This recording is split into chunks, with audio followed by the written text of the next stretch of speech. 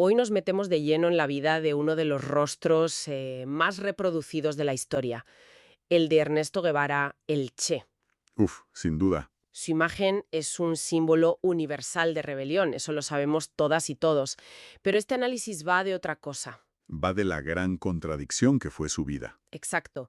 La de un médico que juró salvar vidas y acabó ordenando ejecuciones. Un intelectual que leía poetas y que, sin embargo, empuñó un fusil con una frialdad que asusta un poco. Efectivamente. Y a lo largo de este recorrido, usando como guía una biografía muy detallada, vamos a intentar responder a esa pregunta. ¿Cómo? ¿Cómo coexisten en la misma persona el sanador y el verdugo? Trazaremos su viaje desde que era un joven burgués y asmático en Argentina, Cierto que tenía asma crónico. hasta convertirse en el ícono que todos conocemos, pasando claro por su rol como ministro todopoderoso en Cuba y su final casi trágico como guerrillero acorralado en Bolivia. La idea no es juzgar, sino No, para nada. es intentar entender las piezas de este puzzle tan complejo. Pues empecemos por esas primeras piezas. Porque si uno mira al joven Ernesto, es que no parece presagiar para nada al guerrillero de la Sierra Maestra. ¿Qué va? Nació en una familia argentina de clase alta, con raíces aristocráticas y, eso sí, una vena rebelde. Su padre, de ascendencia irlandesa, solía decir algo así como que Por las venas de mi hijo corría la sangre de los rebeldes irlandeses. eso es. Y sin embargo era un producto de su clase, totalmente. Le apasionaba el rugby. Donde le apodaban Fuser. Fuser, sí, una mezcla de furibundo y su apellido, Serna, por su estilo de juego que era brutalmente agresivo. Algo que usaba, dicen, para sobreponerse a sus ataques de asma. Justo. Pero, y esto para mí es la clave de todo, su otra gran pasión era intelectual. Su casa familiar tenía una biblioteca, De más de 3000 libros. 3000 libros, y los devoraba. Leía a Freud, a Faulkner, a poetas como Neruda, y por supuesto, A Marx y a Lenin. claro. O sea que él ya tenía toda la teoría en la cabeza mucho antes de vivir la práctica. Y esa práctica le llega de golpe, con el famosísimo viaje en motocicleta que hizo en 1951 con su amigo Alberto Granado. El viaje, Un viaje que, mucha gente conoce por la película Diarios de motocicleta, pero que fue muchísimo más que una simple aventura juvenil. ¿qué va? En absoluto. Aquello fue un electroshock de realidad para él. Fue el momento en que todas esas teorías que había leído en los libros, pues se materializaron ante sus ojos.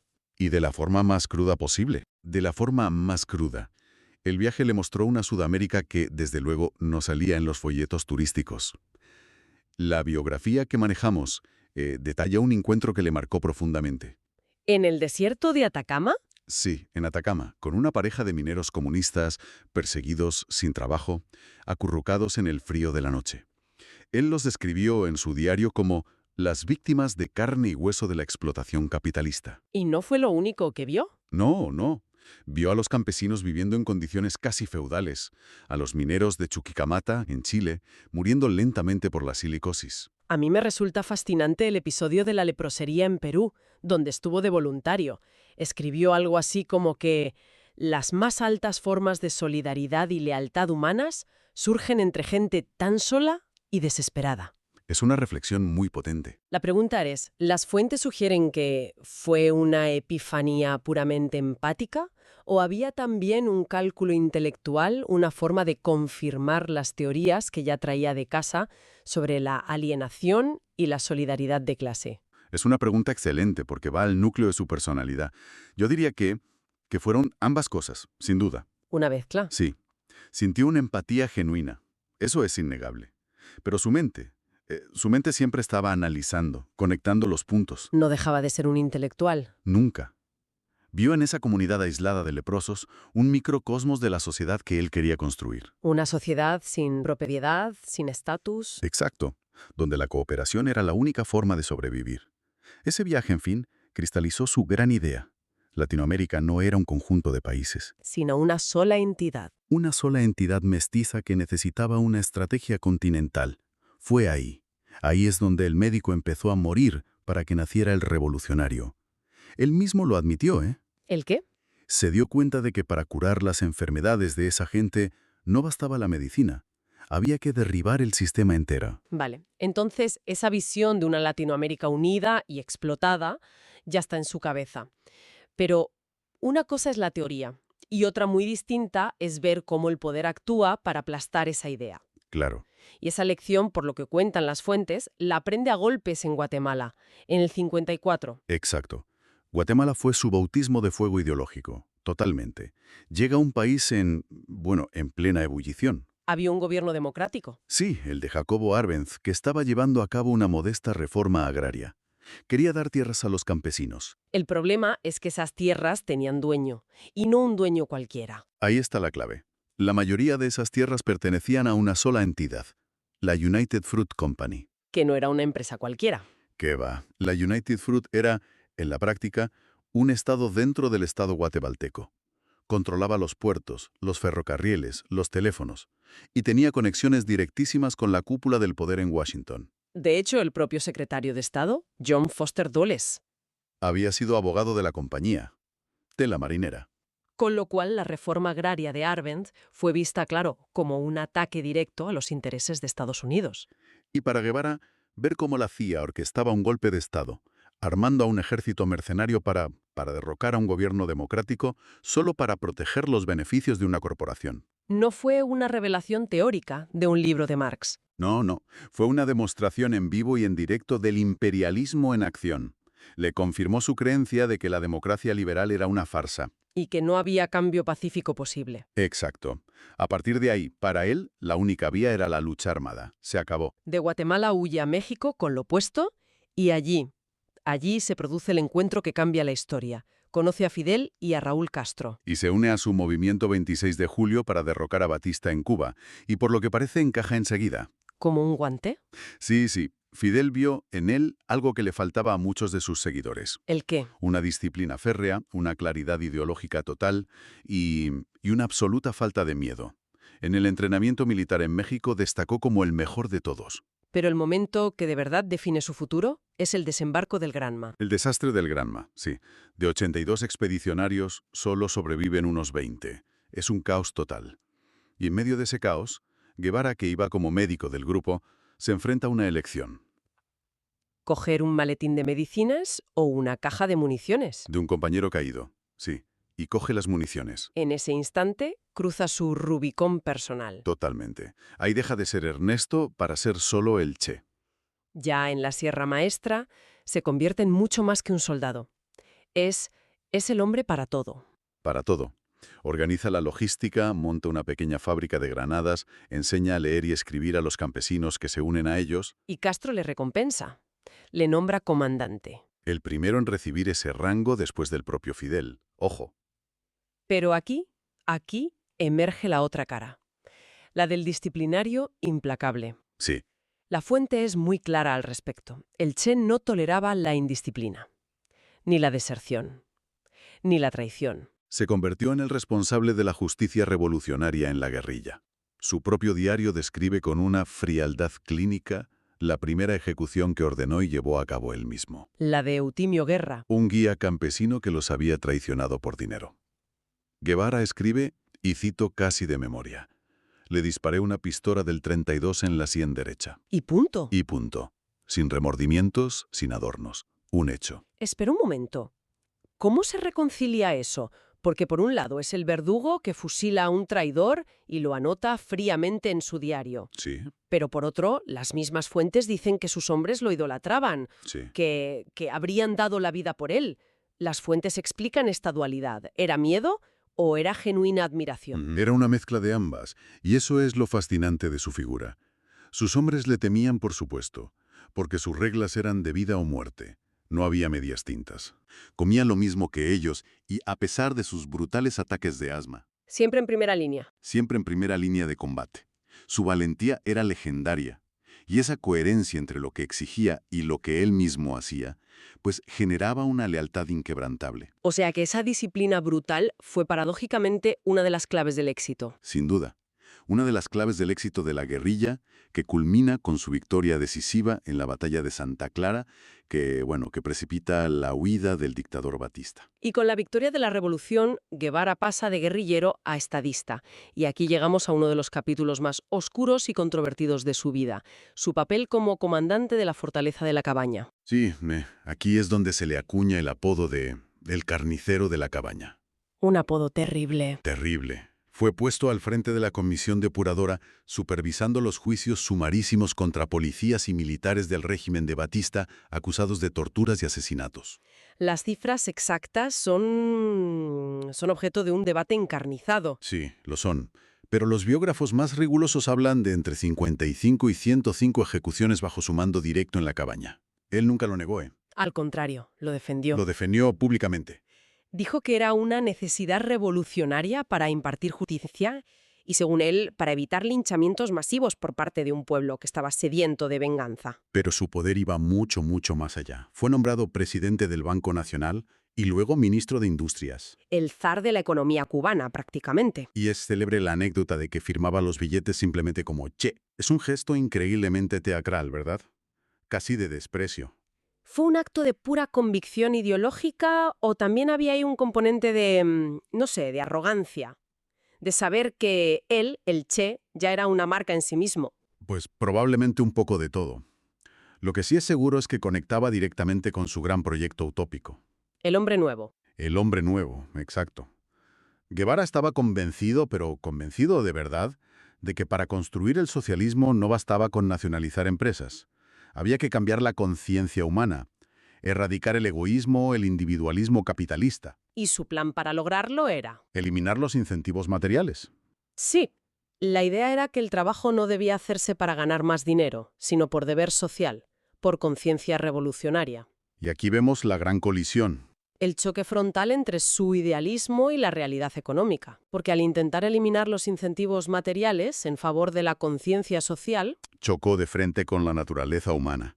Sin el estímulo de una recompensa personal, la producción de azúcar, que era vital para Cuba, se desplomó. y sus planes de industrialización aceleraban, Fueron un desastre. Sin tener en cuenta la falta de recursos, de personal cualificado, fue una lección brutal sobre cómo una utopía ideológica puede llevar directamente a la escasez y al racionamiento. a pesar de que él predicaba con el ejemplo. Sí, él trabajaba como voluntario cortando caña en sus días libres, pero su gestión económica fue un fracaso rotundo. No hay otra forma de decirlo. En el plano internacional, sin embargo, su influencia era enorme. Fue el gran arquitecto de la alianza de Cuba con la Unión Soviética. Y jugó un papel clave en la crisis de los misiles de 1962, el momento en que el mundo estuvo más cerca que nunca de una guerra nuclear. Un papel terrorífico, si se lee con atención. Terrorífico. Cuando los soviéticos, para evitar la guerra, acuerdan con Kennedy retirar los misiles de Cuba. Sin consultar a Fidel. Sin consultarles. El Che se sintió profundamente traicionado, humillado. Y poco después, en una entrevista con un periodista británico, hizo una afirmación que pone los pelos de punta. ¿Cuál?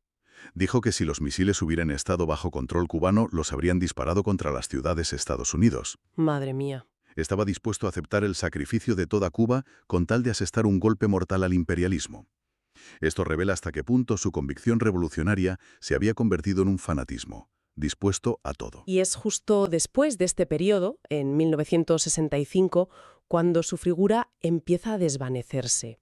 Desaparece de la vida pública en Cuba, alimentando toda clase de rumores. Sí, hasta que Fidel lee en público su carta de despedida. Una carta en la que renuncia a todos sus cargos, a la nacionalidad cubana, para llevar la revolución a otras tierras del mundo. Su análisis era que la revolución se había estancado en Cuba, que para sobrevivir necesitaba expandirse.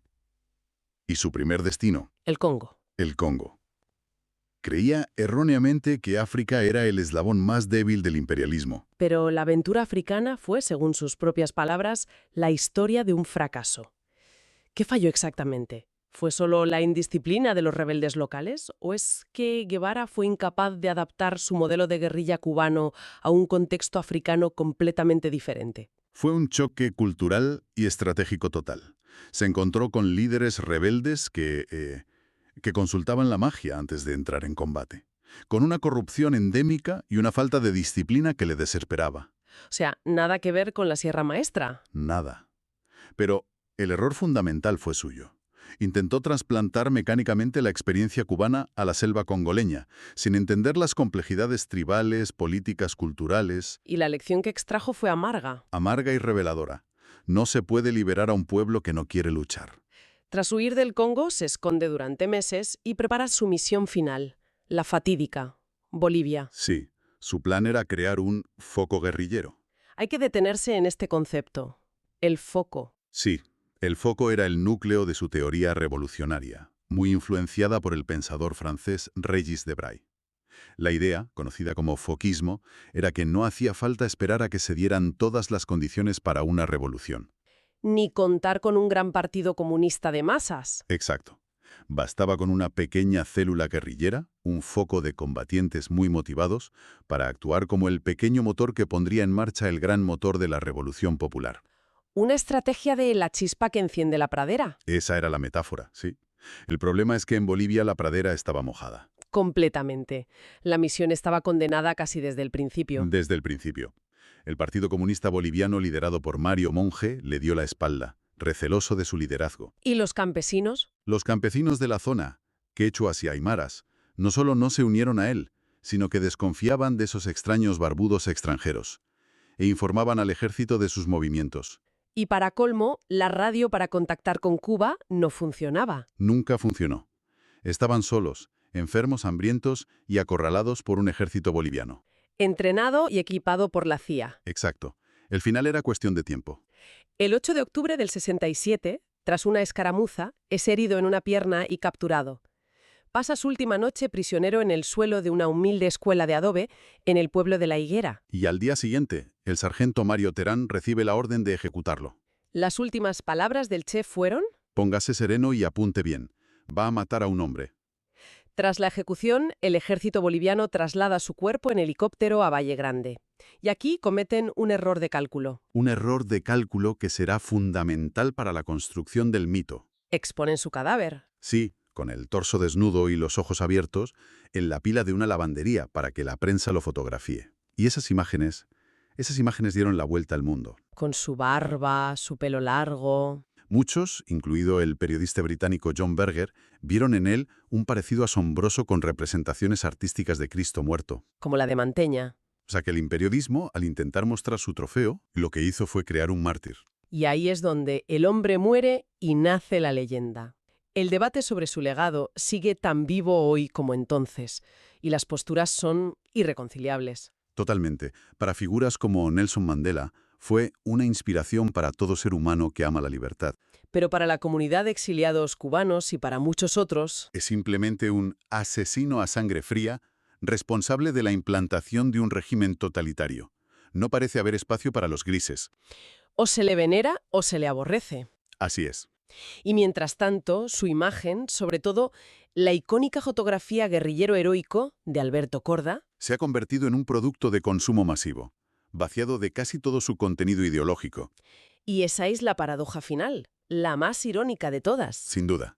El hombre que aborrecía el capitalismo, que quería abolir el dinero, que soñaba con un hombre nuevo movido solo por la moral, se ha convertido en una marca global, un logo que se estampa en camisetas, tazas y pósters.